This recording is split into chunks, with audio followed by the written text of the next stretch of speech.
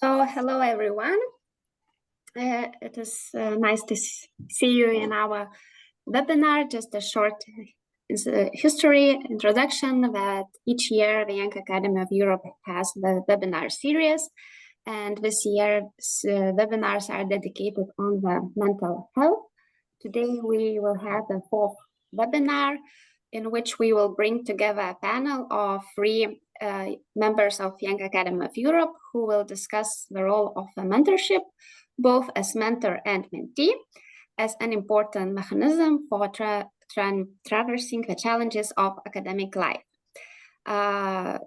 Today we have three speakers on our panel discussion, Mar Rus-Calafell, Bhismadev Chakrabarti, and Scott Bremer, and they will share their diverse experiences with mentoring and contribute with your questions and experience. I am Viktorija Vaštakaitė-Kairienė, an Activities Chair of Young Academy of Europe. I will moderate this event. Please mute your microphones, but you are welcome to your video going. If you want to say something or ask a question, please raise your hand or write a question in the chat. However, we will invite you to contribute to our panel discussion after each speaker will share their opinion on particular questions. And I will ask Mar Rus-Calafell to start this webinar with approximately 5-minute introduction, and also our speakers to introduce themselves. Thank you. Thanks, Viktorija. Welcome everybody. So happy to be here with all of you today. Happy to see or read some known names. My name is Mar. I am a clinical psychologist by background, but currently I work as a professor of clinical psychology and digital psychotherapy at the Ruhr-Universität Bochum in Germany. I did a bit of an exercise myself to prepare this session, where I have gone through my own experience as a mentee and as a mentor. So let me start first to talk about my experience as a mentee, and this comes along with my own experience or movements as an academic. So I am now in Germany, but I came actually from the UK after spending a bit more than 7 years there in London and Oxford. And before that, I was for a short period in Paris, in France. And before that, I completed my PhD and clinical training in Barcelona. But I am originally from one of the most beautiful islands in the world, that is Mallorca. The Germans know this island very well. And this is actually where I studied my degree in psychology. Before, it was a longer degree, 5 years, what we call a licenciatura in Spanish, which is actually the combination of the bachelor and the master's. But this is where I can say, or upon reflection, where I think I met my first mentor. And that was in the context of being an undergraduate and starting to think, okay, what comes next? When you study psychology, most of the time you have to think of what type of psychologist I want to become and how do I make that happen. So the University of the Balearic Islands sounds very exotic and is a wonderful place to study, but it has some limitations in terms of training as a clinician. So I had to do my first move, and that came with a lot of anxiety as a local, detaching yourself from a safe space, from being at home, friends, family, partners. Only one in my case. And then, I just found a professor of mine, which was one of the toughest professors I had, but I thought he was the right person to talk about these things. And I just started popping into his office and ask him questions about how he built up his own career. He never left the island, but he was always clear that perhaps it's something you have to do if you have certain plans. But it was, he's still a mentor. He's still a mentor of mine. And we came from a more, formal discourse or conversation to a bit more personal. What are the implications of going? What are the things you're going to lose, but you're going to win? And this is, where I started feeling that I was with the right person. And I left and I started my training and then my PhD. And he kept checking on me, especially on things like, are you doing too much? Are you managing your time correctly? Are you missing the island? What happened to all those anxieties that you got? And in terms of how it improved my mental health, I think it was a wonderful moment for me to just disconnect from the worries of the training or research questions I wanted to do for my PhD and just, connect with all those emotions that I didn't have the time to connect with in my daily life. And he was the right person, I think, to do that because he knew about this disconnection, but also the right questions to ask me. He also helped me a lot with some of the disagreements I started to have with my supervisor, PhD supervisor, which I think are common, disagreements on research methods, etc. But he also helped me to connect with the frustration or this feeling that you start having when you do a PhD, that you might know better than your supervisor, but you feel a bit of the imposter syndrome, or how do I go ahead with my own idea because this is what I believe in. And then my second experience as a mentee was when I arrived to London after finishing in Barcelona and Paris, and I started in King's College, and this is when I started, working a lot, but also having some issues with cultural interference and, feeling an outsider a little bit or not feeling.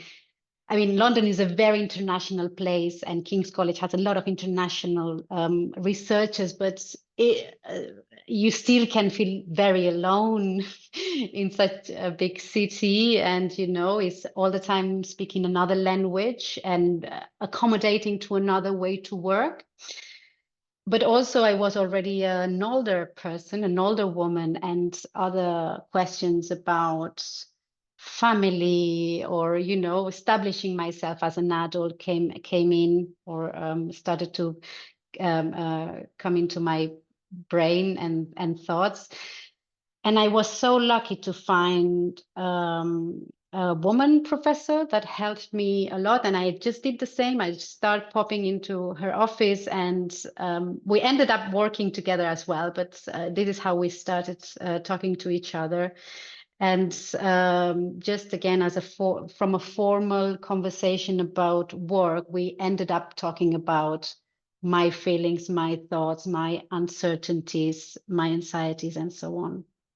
And I think it was important that she was also a woman because we also talked about the role of gender in academia and the extra or some of the extra thoughts or frustrations that this can bring to a young postdoc or a postdoc woman that wants or has as a potential path to become a professor.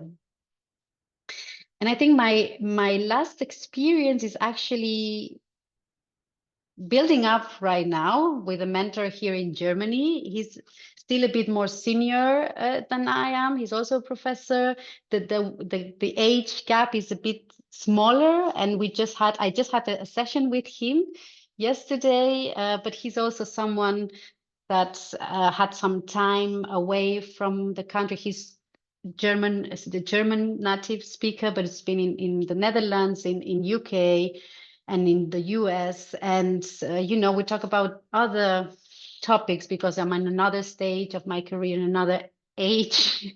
But yeah, I think we are talking a lot about family work and, you know, and other constraints of adult academic life. But as I said, we are also working on this relationship.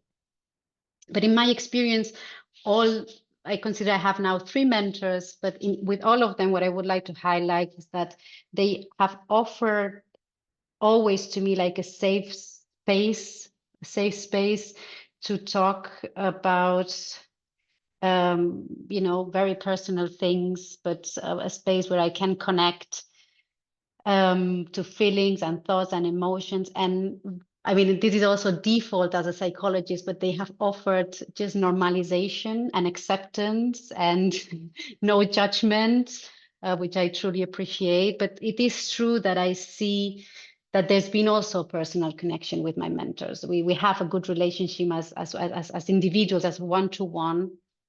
And I think that is very important, independently of being from other countries, but we share some personal experiences.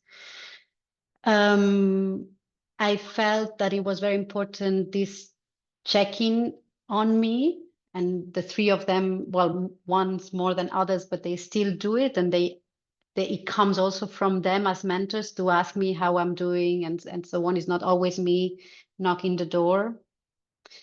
And one of the things when I was doing this exercise, one of the very useful things for me as well is that they have brought awareness or self-awareness of what is worth it and not worth it worrying about in academia from a very experienced point of view.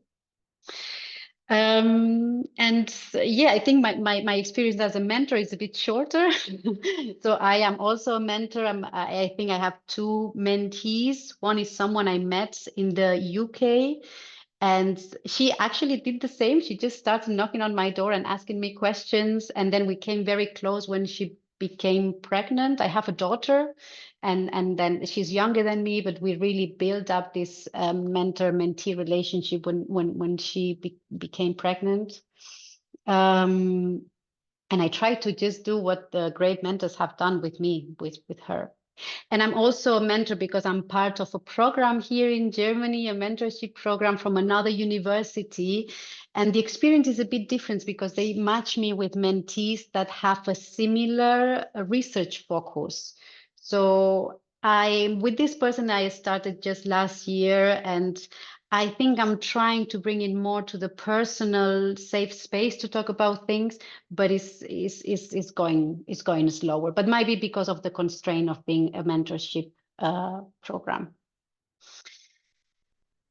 So that's my experience altogether. Thanks for listening. Thank you, Mar, for sharing your story and experience as mentee and your feelings, how you felt as well. It is wonderful that you met several mentors who supported you while you were in different countries, as you mentioned. Personal relationship between mentor and mentee is also very important for sure. However, I personally were thinking, where is the line between mentor and mentee relationship and just being just good friends who share their feelings to each other? We can leave this question for our further discussion, and I will ask now Bhisma to introduce himself and also share his story. Thanks, Viktorija, and thanks, Mar, for sharing your story. My name is Bhismadev Chakrabarti. I'm a professor of neuroscience and mental health at the University of Reading in UK. And very similar to Mar, I've also benefited from having wonderful mentors. And I do think that for successful academics, having good mentors is almost an essential criteria. I'm trying to think of academics that I know who have really done very well in their lives, who have had no mentors whatsoever, or very poor mentors. I can't think of anyone. So I think we don't talk about it enough, but I think it's almost a vital part of surviving and prospering within academia. And that mentorship, in its heart, one of the things that I have I feel that why do we need a mentor? At least in my case, when I was reflecting, I thought one of the primary functions of a mentor is, for me, has been to calibrate my aspiration against my abilities in some way. Because when we are in the thick of things, we think we have this much ability, and maybe we are trying to do, say, 3 times that much. And this mismatch between aspiration and ability can result in stress and mental health issues and all of that.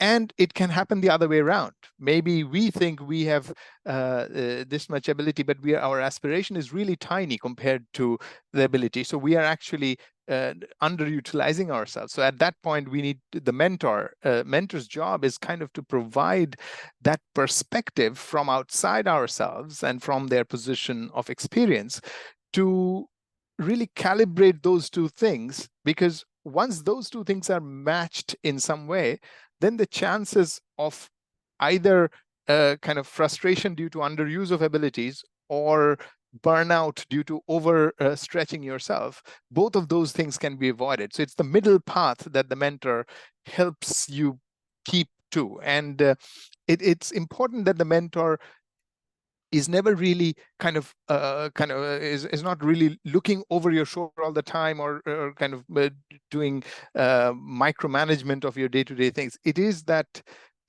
bird's eye view of your academic journey that helps her or him to proceed. So I've had wonderful mentors since my undergraduate years in India, and then my PhD and postdoctoral years in Cambridge, to when I joined Reading as young faculty. I've had absolutely phenomenal mentors. And now the one thing that, I'll just kind of give a couple of examples here. One is something that very often the very routine experience with PhD students and postdocs. So there's a particular experience that that still stings when I think about it, which is a particular paper that I think got rejected 8 times from different journals. And for that 1 year, I didn't have any publication. And one of the reviews from a very reputed journals ended up had a comment saying, "This is a ridiculous piece of work." So I thought that really hurt. So I've actually printed that off, and I've kept that review still. So whenever things go really well for me, I sometimes read that review. So when I remember going to my mentor with that, and I was kind of rightfully feeling absolutely devastated. And what he mentioned was very very telling. He said, in this business, thick skin is a very essential component. So I think that's one thing to say, that your mentor will not be able to protect you from all the negative things that academia and the real world will throw at you, but the mentor is going to support you in kind of building resilience as we go along. And then there is kind of calibration is the crucial element. That in some cases one needs to just calibrate one's resilient response to the various things that the external world is throwing at you.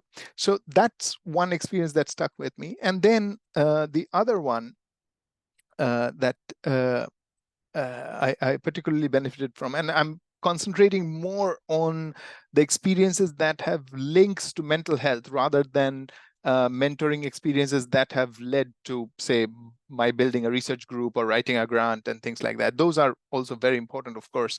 But given the focus of this particular meeting, the one experience that I think I benefited a lot from was when I joined Reading, and there were a few of us who joined at the same time. The department had got a large grant and hired a few people at the same time.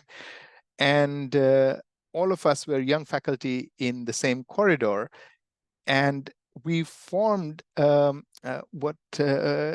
of a team of sorts, which one could call a peer mentoring team, to the point that one of us got a new investigator grant and then helped the other one, and we would always celebrate together to each other's success, and then help each other in navigating that the challenges and the trials and tribulations of all the negative things that can happen in the review process, or in settling into a new lab, a new life, and all of that, and setting up your own group. So all of those anxieties, if you have a peer mentoring group, so in addition to a mentor who's kind of a senior person who's kind of looking over you, if you have a regular peer mentoring group, that can, especially at the level of setting up a lab and kind of go as an early career researcher, that can be very, very helpful. So both of these experiences are more from the perspective of somebody who's at the receiving end of mentorship, and the peer mentoring was also kind of a bi-directional process. More as a classical mentoring experience, I've now been running my research group for over 15 years.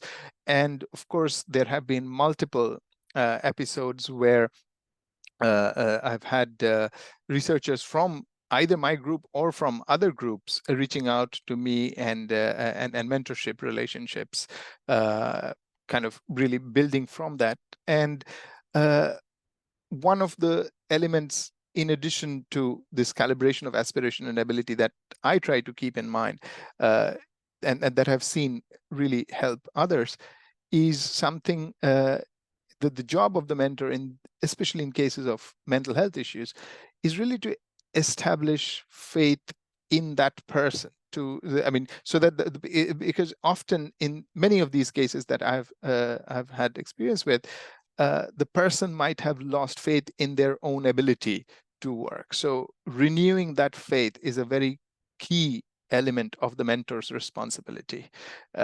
So I think that's where I will stop and hand back to Viktorija.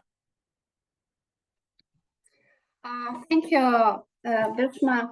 That was interesting to listen how you see the mentoring process and how you see who is mentor and mentee, because from my personal experience, again, I see that sometimes people miss words with coach and coaching. So the mentor is not the person who make you a schedule what you have to do during the day. But yeah, thanks again. And let's move to Scott.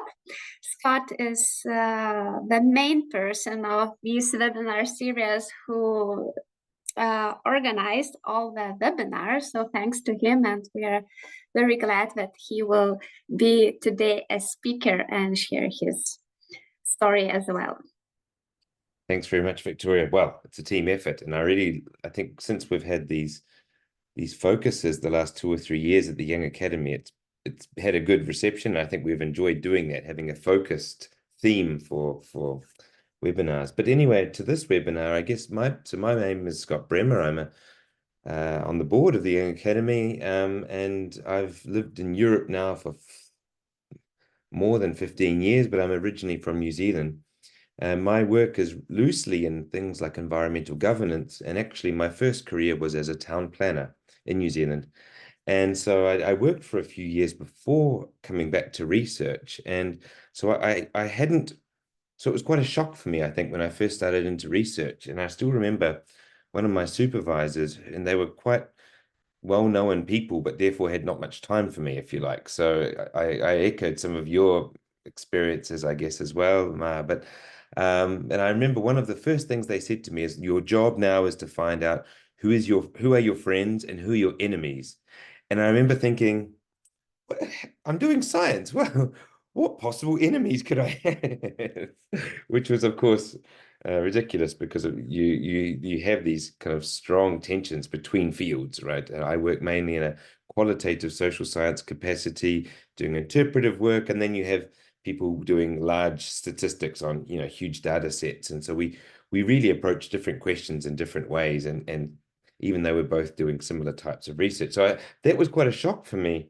But as I said, I had supervisors who were not incredibly engaging with me. And so what I guess I was missing, and I was really struck by your word, kind of normalization, Mar, actually, was I missed the informal norms of science. I mean, they would give me the formal things. You must, submit this at this moment. This is how you submit to a journal. You go to this link and things. But there was nothing about the informal, what is done or not done in a certain setting, and how should I dress at a conference? Should I go in a full suit and tie? Well, actually not in my field. No, you kind of stand out as though you're the organizer or something. So whereas in other fields, in political science or in economics, it's much more common to go in a suit and tie. So it's very different across fields and even across countries. Maybe we can talk about that later, but I missed those informal norms. And so I ended up doing a little bit of what, and I think a lot of us maybe recognize this when we're in our PhDs,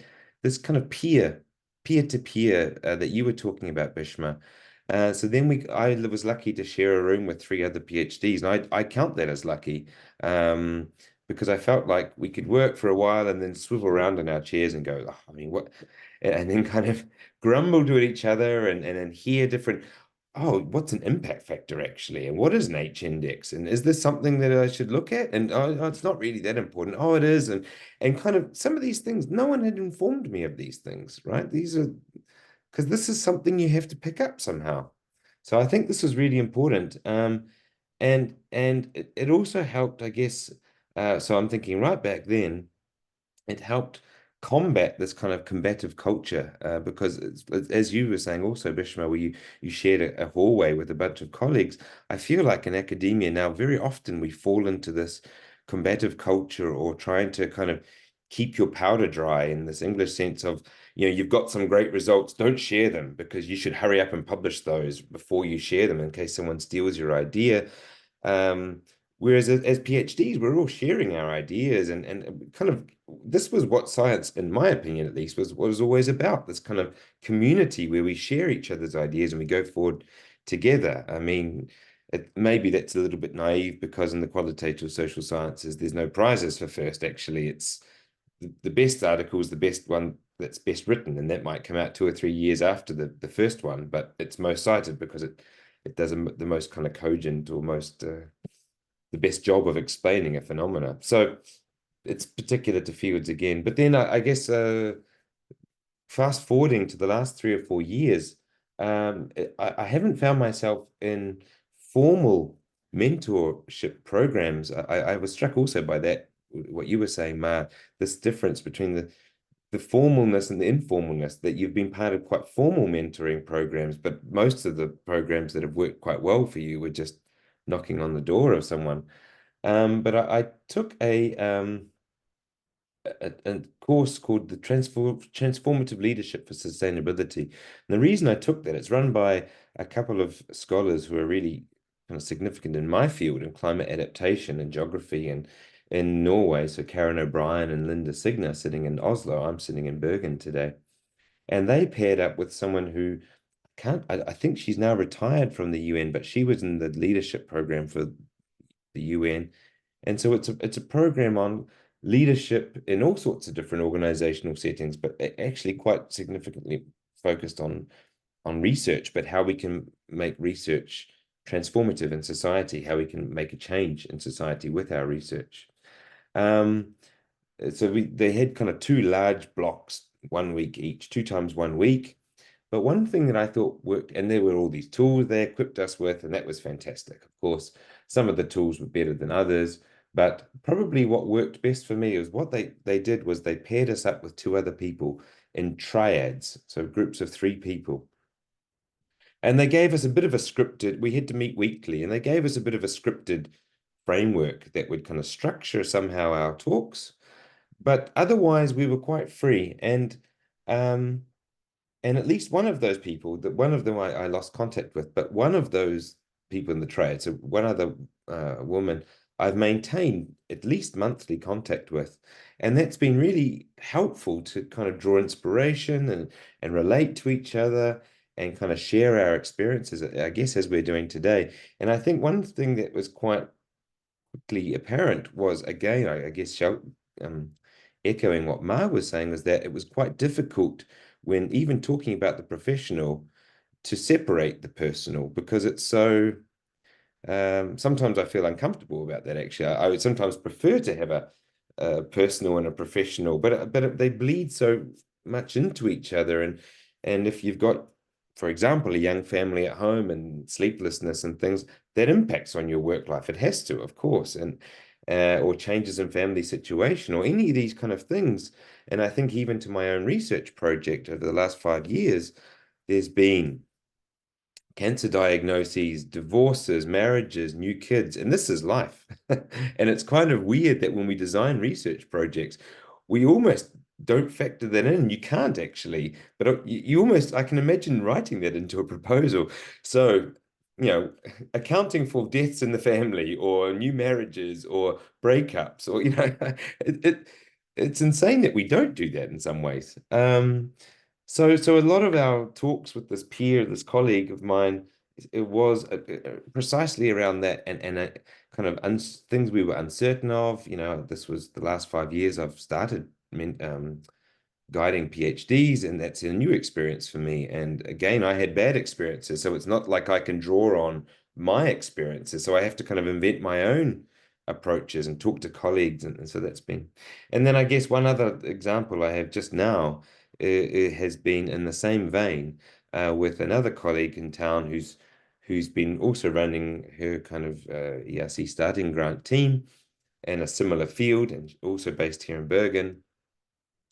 And it's just been really useful. Just, I mean, I guess it's coming full circle, and it's funny that as PhD students sitting in the same room and kind of having these bitching sessions about our supervisors and things, it's kind of it's funny because now I'm supervising PhD students and postdocs, and that's what those coffees sometimes serve as. You're like, I think I'm doing okay, but I mean, this is just not, I feel like I'm hitting myself against the wall. Is it me? Is it, you know, and of course it's funny. I think this is so important to have these kind of sessions where you can be frank and safe spaces, as you say, Mar, and supportive settings where we are peers going through similar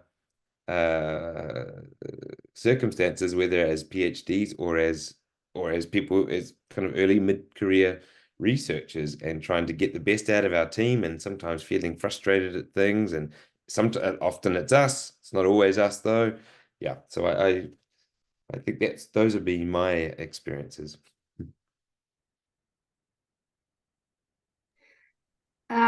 Thanks, Scott. That was very interesting to listen to you, especially about formal and informal mentorship.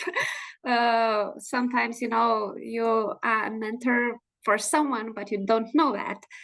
Later you get know. And what is the formal mentorship, the formal mentor position? Is it like to sign an agreement with someone? Or, you know, I believe that it is better when it comes natural from people. Okay, so let's move to our discussion. I will start asking several questions, and also our speakers will try to answer, and I will ask our listeners of the webinar to join this discussion. So, to what extent have mental health related topics arisen in mentoring experience you have had? And how easy or maybe difficult is it to raise these topics?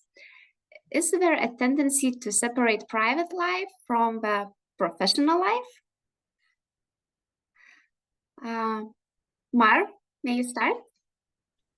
Yeah, sure. I think, well, I mentioned it when I was talking about my experience. I think sometimes I don't think it's that possible, and to separate completely. And I think, yeah, what I mentioned is that maybe I started more like a formal mentorship relationship, but then it came with proper mentoring, what I consider proper mentoring. I think Bhismadev touched upon that detail as well. I think supervisors should do mentoring, but cannot be mentors.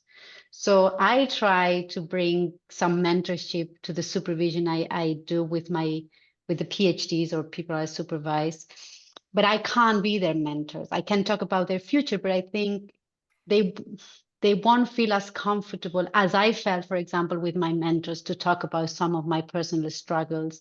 I like that they bring them up and maybe I can help, but this safe space might be better that they have it with an external mentor, in my opinion, if we really want these personal issues to come into the conversation. I think it's difficult to raise this topic, and maybe even within psychology is very difficult. So I think certain degree of independency of the mentor is needed for that to really happen. It's a bit easier perhaps in peer mentoring, as Bhisma call it. But when it comes to mentoring younger researchers, I think it's better that there is a certain independency of the mentor, personal connection, as I said, to facilitate bringing up this more personal, life-related issues into the conversation. Okay, thank you, Mar. What other things, Bhisma? So yeah, I just want to echo Mar on that, and this is always a tricky situation from the perspective of a supervisor as well, because a supervisor also has to have a mentoring approach, and the supervisor is possibly the most affected by everything that's going on in the student or the junior researcher's life. So in some way, we need a two-pronged approach. One for the supervisor, which needs actionable goals. Like, these are as supervisors, I've faced all the issues that Scott was mentioning earlier, issues due to mental health issues or loss of family members, physical health issues leading to mental health issues. You experience the whole lot as a supervisor in your research group.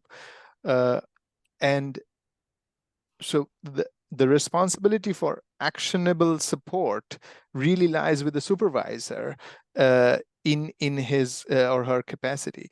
But very often, or in some cases, not very often, but in some cases, the supervisee dynamic might be rather kind of a disbalanced dynamic, and in terms of if the supervisee is not comfortable with the supervisor or feels that that they cannot really speak up, that's when the mentor's role becomes even more important. But in those cases, and I'm taking very concrete cases, so if there is a student who's experiencing severe anxiety in my group, and if that person is unable to share it with me, then I would not be in a position to provide the kind of support that one or the adjustments that needs to happen so that his or her anxiety symptoms are, his or her kind of symptoms improve over time. And in that case, the mentor is very important. But in this very concrete example, the mentor can at best give only generic advice, and it might be that the source of the problem or the source of the anxiety is what the supervisor is telling the student, rather than the student's other aspects. So I think in an example like this, the mentor would need to have a fairly active role, that if they can have a conversation with the supervisor to kind of, or through the mechanisms that exist, the larger mechanisms that exist within a department. Because what do you do if, as a mentor, if I see a student from another group coming to me and complaining about the supervisor, and so you can give them some generic support that this is how you can navigate this. But if we realize that the source of these issues is from the supervisor,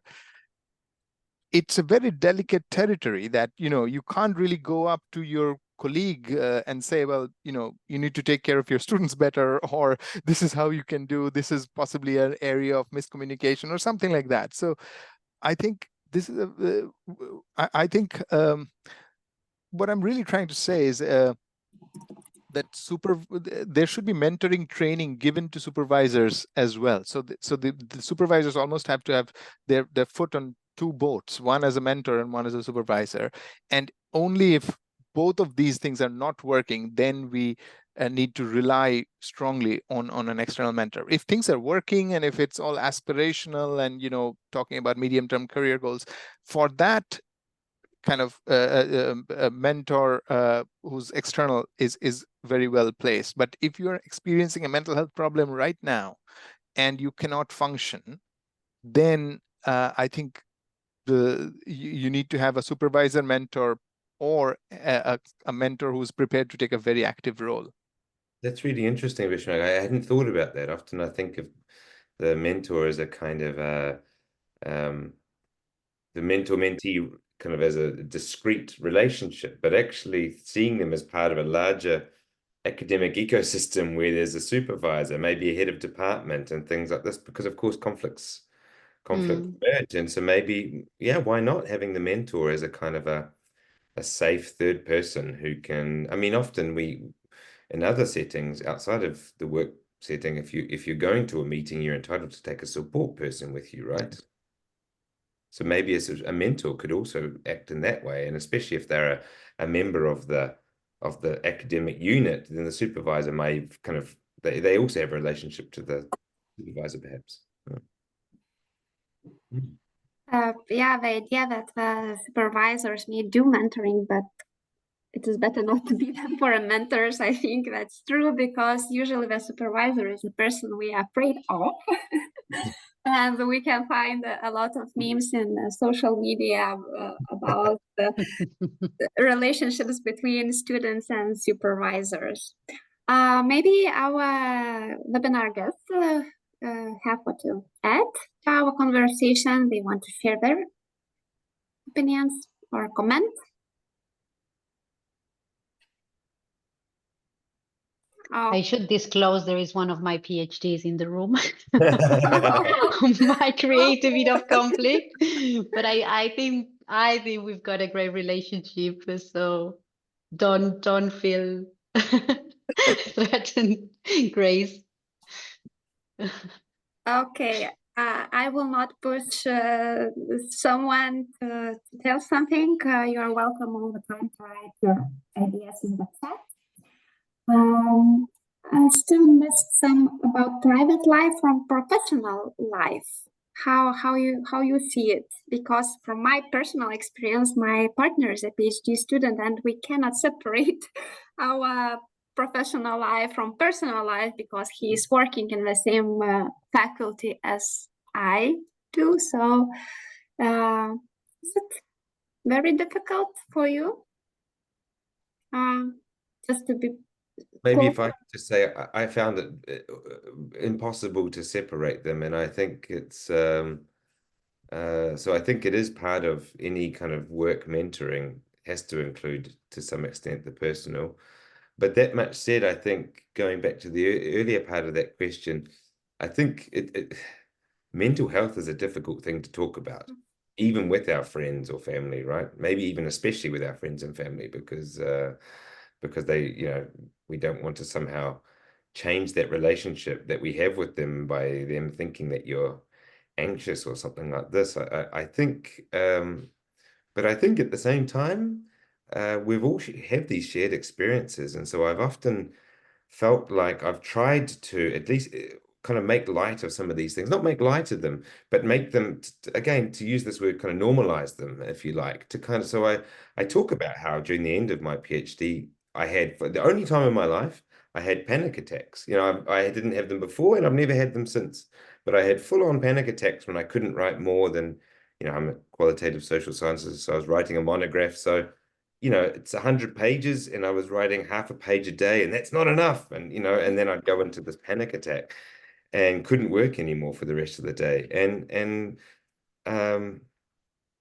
I think it is something that we have to try and do even more broadly than a mentorship, is to try and bring up these issues and not make them somehow taboo.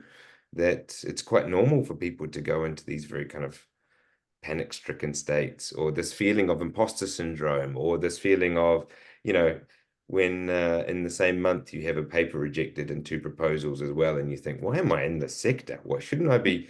Shouldn't I get a different job where I'm like, where they appreciate my work? Yeah. Okay.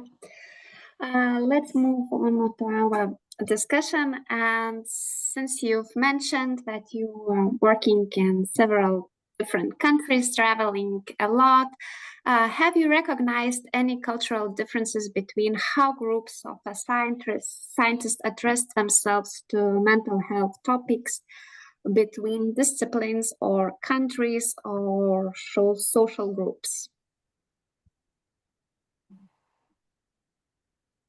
Well, maybe I could start just Yeah, to say that Scott. I think I have recognized that there are different. So I work very interdisciplinary, so I do move across a lot of this, mainly the social sciences, and there are, like I say, different ways in which people in different disciplines work. So norms of the field, norms of the discipline. And again, I feel like certain disciplines with groups that I've worked with in certain disciplines, it's more the norm to, for example, have quite a combative kind of climate around, for example, in a seminar or something, that you will ask quite biting questions, and you will say things in a way like, well, I don't know why you took on that approach. I think this other approach would have been more appropriate. And that's a kind of a normalized way of relating to each other. And I think that's different, at least in my field, where there's a sense of the right way, a soft way of asking things, you know. At the same time, I know there are cultural differences. It'd be interesting to hear what you thought, Mar, because I know, you know, as a New Zealander, we have some relation to the English way of speaking, and also for you, and Bhisma, of course, now being based in Reading, is that, you know, I hear from a lot of people how angry they are talking with people kind of from an English tradition, because they never just say what they mean. Whereas in another culture, they'll say, no, I don't think that was a very good piece of work. They'll say, oh, well, it could have been better. And they'll flesh it out with all these words. So I think there is something that we feel like we're softening the hit, whereas others feel like it's just making opaque the language. Bhisma, what do you think? Oh, I couldn't agree more. So it's absolutely right. So it took me some time to really understand the academic English way of speaking about various pieces of work, and I think I've mastered it by now. I would like to believe that, at least. But I think you know, the broader point, I mean, is about mental health. So I'm not going to get into kind of the tonality of reviewer comments or phrases therein. But what I would mention is that irrespective of which countries that I have been working in or have been working closely with colleagues in, there is general reticence to really kind of open up about mental health issues, irrespective whether it is India, whether it's Africa, and in Malawi, particularly where we work, and or in the UK. So I would, I mean, the situation is changing. That in the last 15 to 20 years that I've been in England, I see that more and more of my colleagues are more open about maybe their various diagnoses or if they're struggling. So I think there is an increasing awareness and acceptance about mental health conditions. But whether that has resulted in better well-being for these individuals, I do not know. I mean, I'm not aware of some kind of concrete evidence in favor of the fact that, you know, I might have disclosed my condition, but does it actually make me feel better at the end of the day? Maybe anecdotally there are some reports, but I'm not aware of kind of a concrete set of evidence base. But this is actually not my area of work, so I wouldn't know the evidence base from an academic perspective. But maybe Mark can comment on that. No, I thought both Scott and Bhisma built up a momentum to talk again about, I think things are changing, but the important role for a mentor, independent mentor, to perhaps give the person the space to talk about mental health issues, as far as having a diagnosis, or maybe just within the what we call the subclinical phases, or even in relation to performance, academic performance. As thanks, Scott, for sharing such an experience. I think it was a very powerful personal experience to bring in. So I think with the supervisor may be aware, or should be aware, of these things, but because we still have these competition, being a superstar, a rising star. We have some awards in academia, rising stars, you know, a pioneer, and this crashes with mental health.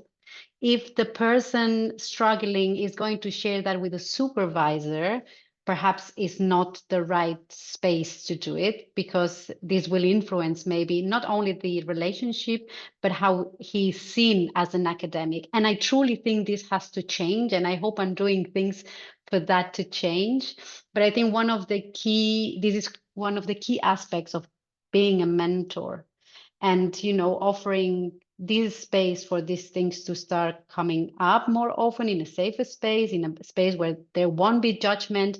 And as Bhisma was perhaps suggesting, that the mentors have also certain responsibility to speak up, even if they are not from the same institution, that they can contact someone, I don't know, the dean, maybe under anonymity, and say, look, I am a mentor of someone in your institution, and there are some issues here. I mean, there are articles, Bhisma, I think from UK, on mental health in PhD students, and they are not good.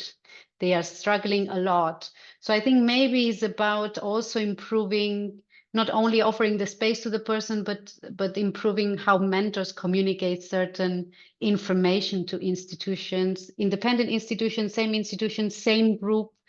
And even though there's no role or important role of the supervisor, but just say, look, I think this person won't share it with the supervisor, but something should be done here. I don't know, maybe, yeah, in the future. Yes, I just want to add, since I am from Baltic states, we are 3 small countries, not so long we have independence, and only 20 years in European Union. So we still have a problem about that people are afraid to speak about their mental health. They are afraid to say what problems they have at work, and especially share them with other colleagues. We still, not we, but most of the people think that if you're sharing your feelings, you might be recognized as an unstable person, which who cannot do work properly, and so on. So I am very glad that we are discussing about it now, and I will share with my colleagues that it's normal, you know, to speak about mental health. Okay, so we have questions, and please comment or ask. Thank you so much. Hi, everybody. My name is Pooja, and I'm a community manager for the Marie Curie Alumni Association. We're a very huge international association, and currently I am working on building mentoring platforms specific to career development or narrative CVs, which some of you might have heard about. So my question is coming from someone who is interested in building a mentoring platform. So not necessarily a supervisor, supervisee, but anybody who's interested in mentoring. And bear in mind, this is definitely a 100% volunteer position. So that also takes into factor that some people are, limited on their time, resources, availabilities, and are not really interested in delving deep into their personal experiences and want to cut the chase, come to the topic. But if I, as the person behind the program, want to keep the interpersonal connection at the heart of mentoring, how can I introduce that as almost like a value of the platform? How can I promote that? Even though people are talking about specific career trajectories, tangible things they want to achieve. But as I understand from Mar, Scott, and Bhismadev, I definitely resonate with, you need to have that sort of personal trust and faith and openness and respect and empathy that goes behind and is so essential to connecting with someone on a personal, and then you build on to a professional connection. So how could I inculcate those values in my mentoring platform or program? So, Mar, Bhishma, Scott. Well, maybe just a very brief reply would be that I guess since it is a volunteer kind of network program, then it would be to include, I mean, there is always some kind of half pager, right, about what's expected and what it involves, and that perhaps that would include saying, that at least we approach mentoring as not a pure kind of professional, what's the best journal should I publish in for my field, or, that we see mentoring more as a kind of interpersonal relationship where work, of course, work discussions around work is intertwined with how personal lives are intertwined with work, including things like mental health and career development and all of aspirations for the future. So perhaps that could just be kind of incorporated in the brief text that people are getting, so that as they go into this program, they're seeing, okay, I'm not just going to be asked what are the top 3 chemistry journals that someone should strategically target. Thanks, And Scott. Yeah, Bhishma. I was going to say that, that person-to-person connection, much as we love Zoom and all of these different types, really there is no replacing an in-person meeting. So if you are setting up a platform that can have, say, specific major hub cities can have in-person meetings where these mentors just turn up, and you don't give them a brief about to people that, oh, just go to your mentor, talk about your mental health, but say, we are going to sponsor you 1 drink. So get a drink or whatever is culturally acceptable. So get a drink with a senior person, and that's it. And the senior person is not going to refuse a drink, most likely. And the junior person is not going to refuse a drink. And they're possibly going to talk about something over and above. It is about 2 people getting to know each other. And the mentoring should flow naturally, rather than if somebody tells me that you should go and speak to the senior person about your mental health issues or anything that you might find challenging. That's a very focused and stilted conversation. So I do think that there's a massive value in promoting in person. That's a very cool idea. Thank you so much for sharing. And don't limit it to 1 session. That's just echoing Scott and Bhishma. I mean, I might have had one-to-one conversation with many students, PhDs, even postdoc, and I don't consider that being a mentor. It was just a conversation, nice, helpful perhaps, but having a mentor or building a mentorship is more than once, because just what Bhishma said, you can't do that in one sitting down together. Yeah, for our pilot program, we're thinking at least of like 6 months of continued mentoring, at least 6 mentorings within the 6 months, but it's up to people and their availability. If they want to have more, it's up to them as well.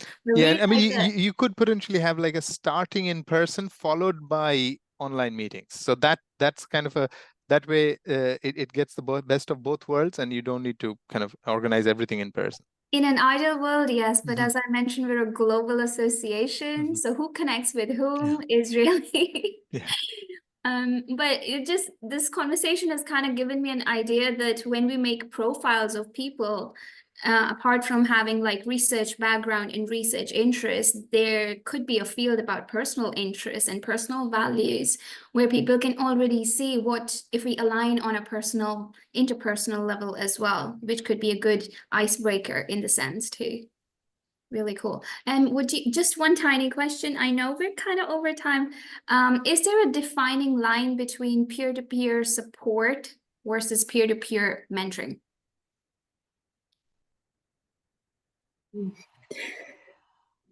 I see our speakers are thinking. Okay, Bhishma, may you start? I would say no. I would say, I mean, that would be a very academic hair splitting, that, you know, this part is support and this part is mentoring. I would not worry about that. It is a continuous kind of flow. Actually, when Bhishma was talking, I just noted down peer mentoring or peer support as both the same. So I couldn't agree more. Concur. Okay, thanks. I see one more question, raised hand from Nidal.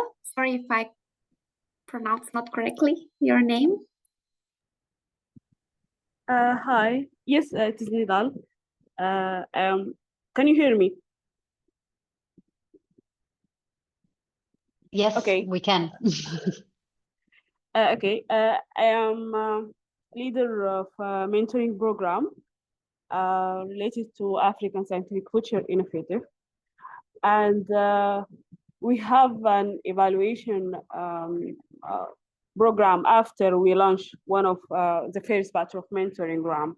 And I was surprised that we have some mentors that are not satisfied with their relation with their mentee, and also vice versa with the mentors. However, we have a training program for both mentors and mentee to benefit from the program, from the mentorship.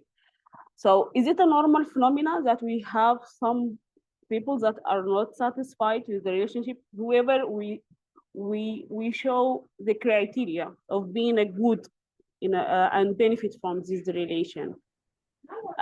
I thought that it may be related to the fact that we are all human, so it is acceptable to have that. But because it's for me, I thought that we are a scientific community, so to some extent, the level of treating each other will be more standardized, more, or maybe I'm just optimistic about that. So what do you think? Just a quick question, Bhishma, and you go ahead if you want. Nidal, thank you for the question, but how are you matching them? How are you matching mentor and We mentees? match them according to their experience and their research of interest and their availability. So Okay. both of them, we have a meeting with each other before we launch the program, but we were surprised with these results.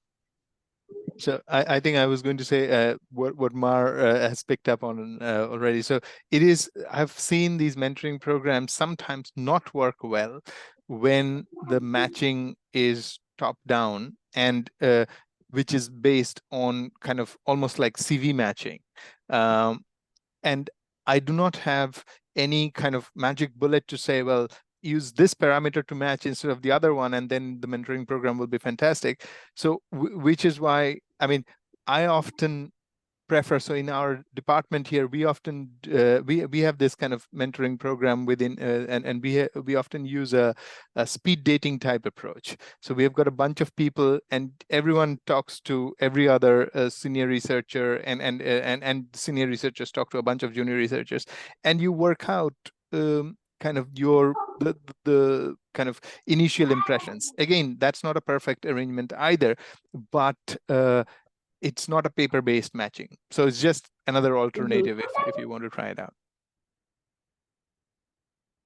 I was just going to add perhaps that, because I know part of your question, Nidal, was is that normal? And I guess the answer is yes, especially when it is interpersonal. And I think if one thing I learned from Mar's presentation or story, I guess, was that you picked people, Mar, so when you knocked on their door, it wasn't by accident. It wasn't the door you were walking past at that moment. It was someone you thought, I can relate to this person. And so I think at some point there are people who we meet in the world and who we feel like sharing with. And I mean, sometimes that's people we might not expect, our dentist or something like that. And you find, well, how did I end up talking to that person about this? So I think, whereas others that we don't click with. So I guess in some sense, the other thing I heard was that today from both Bhisma and from Mar was the importance of perhaps not formalizing this too much. And so that would also go back to your Marie Curie program as well, I guess, in that sense, that if you must meet every 3 weeks at this period and things like this. I'm not sure how it's nice to offer some structure perhaps, but perhaps for over formalizing things, it's doomed to fail. So I guess that this would be a normal situation. Okay, thanks for close advice. It's my pleasure. Actually, I have a good experience with having 2 of my mentors who changed my my career life to the maximum. So yeah, I feel that mentoring program, it can help someone to have his own career with a good experience. Thanks.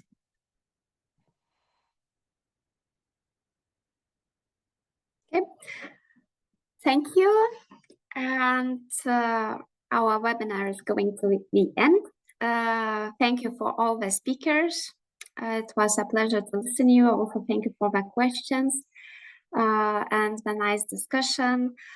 To wrap up, just shortly, that mentorship, as Scott mentioned, is very broad and difficult, and it's just always what about to discuss, or we see it from the gender differences or country differences and so on. So I believe that we all agree that it is very important to meet a person, a mentor, who can help you and support you in the science way in science to make it maybe a little bit or a lot easier,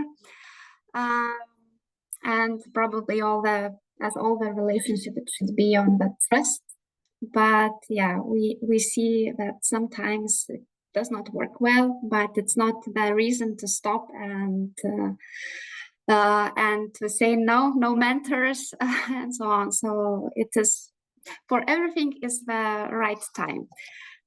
So I will conclude. Just a reminder that we recorded this webinar. Other 2, the first and the third webinar of the series, you can also find in the YouTube channel of Academy or Young Academy of Europe. And also we will culminate this series in our workshop on scientific leadership with attention to mental health in the annual general meeting of all the members of Young Academy of Europe in August. So don't forget to register, and we will hope to see you there. So thank you all. Enjoy summer, stay healthy, and see you in next events. Thank you. Thank you so Thank you, much. Viktorija. Thank you. Bye-bye. Thank you. Bye.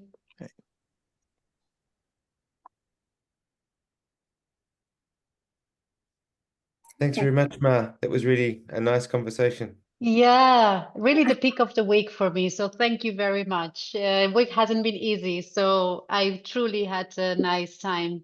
Thank you both. It's a good way to finish those weeks. And I feel this because when I have these conversations with my peer colleagues, whatever,